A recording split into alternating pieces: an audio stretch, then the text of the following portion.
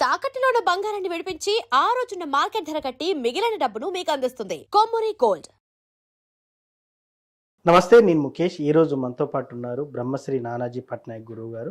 నమస్కారం గురువు గారు. శ్రీమాత్రే నమః. సార్, ముఖ్యంగా 12 రాసులు ఉంటాయి. ఈ 12 రాసుల వారు కూడా ఈ లలిత సహస్రనామాల్లో ఒక్కొక్క రాశి వారి ఏ శ్లోకాన్ని జపిస్తే బాగుంటుంది? మొదటిగా మేషరాశి వారికి లలిత సహస్రనామంలో ఏ నామం చదివితే బాగుంటుంది? తప్పకుండా అండి. ఇక్కడ ఏంటంటే ఒక నామం స్మరించడం ద్వారా లేకపోతే ఒక దానాన్ని ఇవ్వడం ద్వారా మన కర్మలు అనేవి తగ్గడము, మంచి బెటర్ లైఫ్ అనేటువంటిది వస్తూ ఉంటుంది.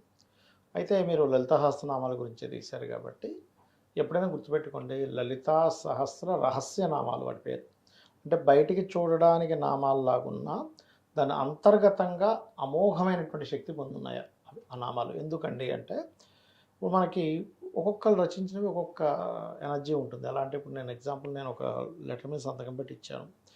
మా పిల్లవాడు కాలేజ్కో స్కూల్కో లీవ్ లెటర్ పనిచేస్తుంది, అంతేకాదు దాన్ని దేశాన్ని సాధించడానికి ఉపయోగించింది. అంతే కదా. అదే పిఎం మోడీ గారు సంతకం పెట్టింది దేశానికి వర్తిస్తుంది, సీఎం గారు పెట్టింది రాష్ట్రానికి, ఒక ఎంపీ ఎమ్మెల్యే చెబుతుంది ఆ ఏరియాకి కదా. అలా ఒక్కొక్క అంటే మనుషులు రచించినవి, ఋషులు రచించినవి, దివ్య మనుషులు రచించినవి, దేవతలు రచించినవి ఉంటాయి.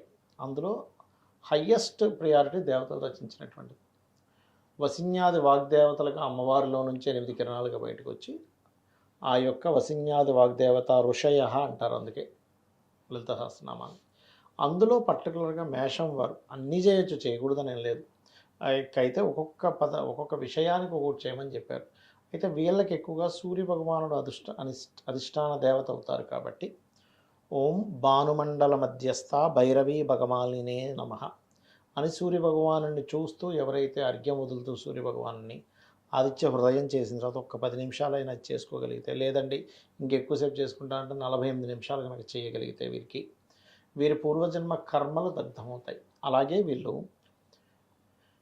మేషం నుంచి 6వ భావం అంటే కన్యా రాశిలో ఏ గ్రహాలు ఉన్నాయో చూసుకోవాలి. ఏమీ లేవనుకుంటే ఏ గ్రహం ఉంటే ఆ గ్రహానికి సంబంధించిన దానం ఇవ్వాలి. ఏమీ లేదనుకుంటే పెసలు దానం ఇవ్వాలి. పెసలు, నువ్వులు వీళ్ళు ఎంత దానంగా ఇస్తూ ఉంటే వీళ్ళకి రుణాలు, రోగాలు, శత్రుత్వాలు తగ్గడమే కాకుండా సక్సెస్ఫుల్ లైఫ్ కూడా పెరుగుతుంది వీరికి. దీంతోపాటు ఈ భానుమండల మధ్యస్థ భైరవీ భగవాన్నే నమః. ఎందుకంటే ఆఖరికి ఆమె మహావిష్ణువు శ్రీరామ అవతారాన్ని ఎత్తి రావణాసుని సంహరించే క్రమంలో అలసిపోతాడు. ఏమిటి ఎంత బాణాలు వేస్తున్నా తల మీద కొడుతుంది, ఇంకో తల వచ్చేస్తుంది, చేయి మీద కొడుతుంది, ఇంకో చెయ్యి వచ్చేస్తుంది, వీటిని ఎలా సంహరించడం రా బాబు అని. అలాంటప్పుడు మహర్షి వచ్చి రామ ఈ యొక్క ఆదిత్య హృదయం చదువు అని చెప్తూ ఉంటారు. ఈ మేషము వారికి ప్రత్యేకంగా ఆదిత్య హృదయ పఠనం అనేటువంటిది ఖచ్చితంగా ఈ యొక్క ఫలితాన్ని ఇస్తుంది. దీంతోపాటు ఓం భానుమండల మధ్యస్థ భైరవీ భగవాన్నే నమః లలిత సహస్రనామాలు. అదేవిధంగా ముందు ఓము లాస్ట్లో నమః కలుపుకోవాలి ఈ నామానికి. దీంతోపాటు మనకి పాయసాన్నాన్ని నైవేద్యంగా పెట్టాలి. సూర్యభగవానుడికి పెట్టొచ్చు, అమ్మవారి దగ్గర కూడా పెట్టొచ్చు. కుంకుమతో గనక అమ్మవారిని ఈ నామాన్ని స్మరిస్తూ కుంకుమతో గనక పూజ చేసినట్లయితే మరింత మంచి ఫలితాలు వస్తాయి. ఎస్, ముఖ్యంగా రోజు చదవాలా, రోజు చదివి రోజు నైవేద్యం పెట్టాలా, ఏమంటారు మీరు? ఒకటండి, ఇక్కడ సింపుల్ ఎగ్జాంపుల్ చెప్తా చూడండి. రోజు చదవాలా, రోజు చదవకూడదా, రోజు చదివితే ఏంటి, చదవకపోతే ఏంటి అనే కంటే కూడా చిన్న ఎగ్జాంపుల్ అండి. మీరు రోజు ఎక్సర్సైజ్ చేస్తున్నారు, లేకపోతే యోగా చేస్తున్నారు, ఎవరికి బెనిఫిట్? మనకే బెనిఫిట్, చేసుకున్న వారికి బెనిఫిట్.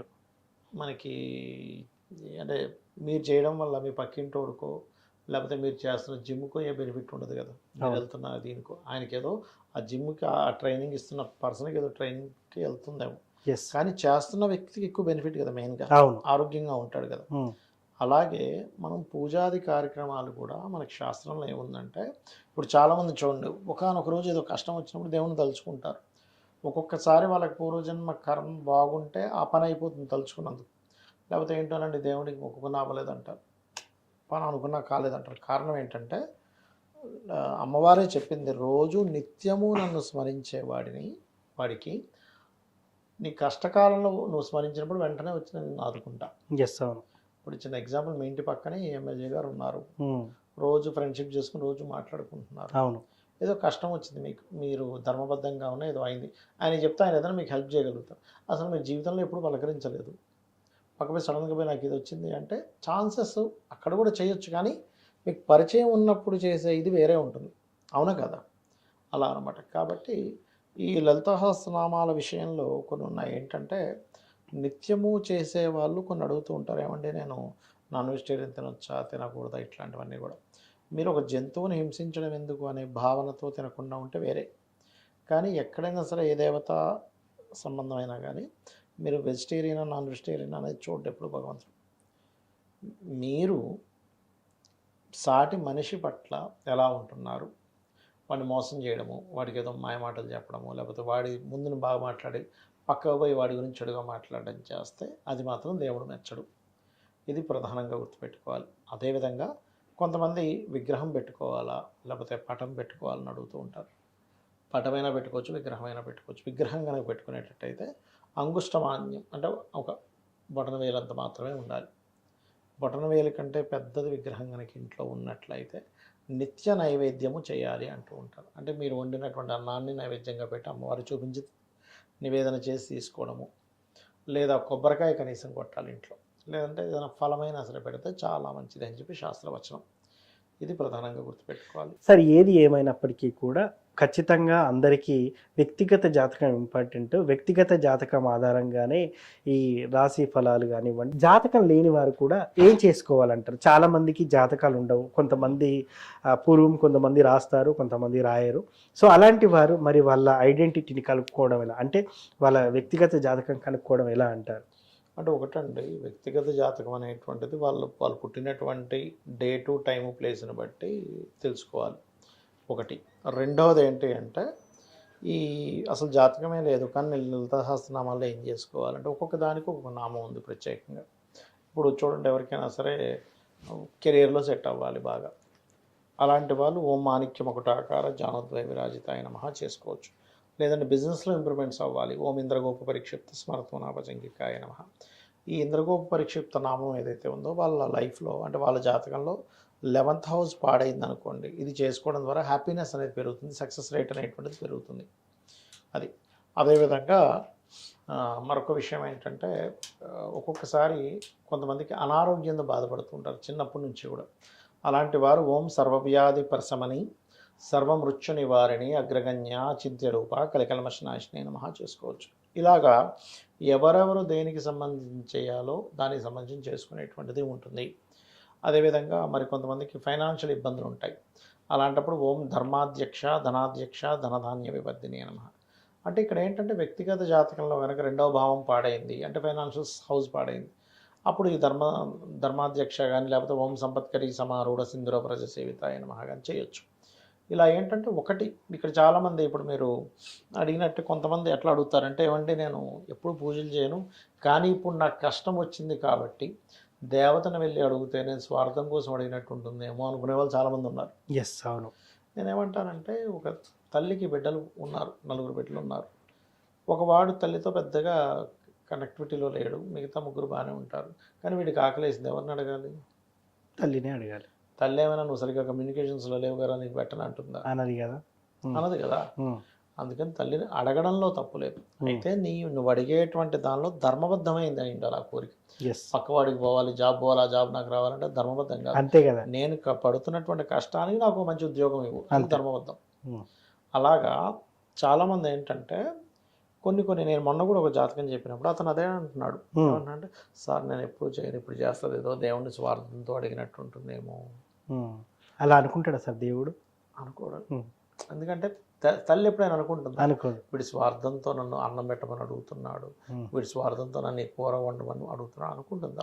ఆనందంగా పెడుతుంది. ఇంకా అరే ఇంకో ముద్ద వేసుకోరా అని పెడుతుంది. అలాగే భగవంతుడు కూడా నీ యొక్క కోరిక కనుక ధర్మబద్ధమైంది అయితే ఆనందంగా ఇస్తాడు, నీ కోరిక ధర్మబద్ధమైంది కాకపోతే ఇప్పుడు అనడానికి రామాయణంలో ఒక వృత్తాంతం కూడా ఉంటుంది.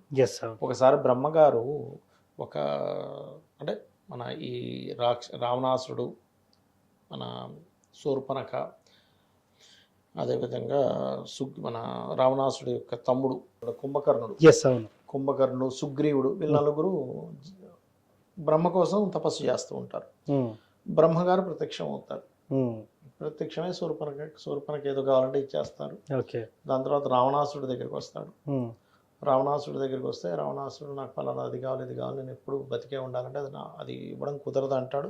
ఎగ్జంప్షన్ అంటే మనుష్యుల చేతిలోని లేకపోతే వానరుల చేతులు తప్ప మిగతా అన్ని కోరుకుంటాడు. ఎస్.